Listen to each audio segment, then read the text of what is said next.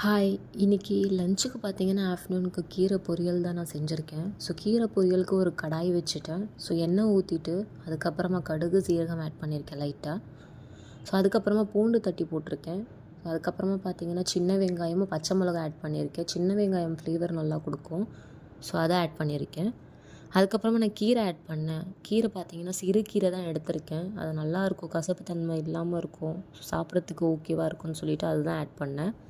So அதுக்கப்புறமா உப்பு லைட்டாக சேர்த்துருக்கேன். உப்பு போட்டுட்டு லைட்டாக ஒரு 1/4 கிளாஸ் தண்ணி ஊற்றிட்டு வதக்க விட்டுட்டேன். ஸோ அது வதங்கினதுக்கப்புறமா பார்த்தீங்கன்னா, நான் போட்டது என்னமோ ஒரு கடாய் ஃபுல்லாக. பட் லாஸ்ட்டாக வந்தது ஒரு கிண்ணம் தான். ஸோ லாஸ்ட்டாக பார்த்தீங்கன்னா, நான் தேங்காய் பூ ஆட் பண்ணிவிட்டு இறக்கிட்டேன். அண்ட் அது பார்க்கும்போது நல்லா இருந்தது. எனக்கு கலர் சேஞ்ச் ஆகலை.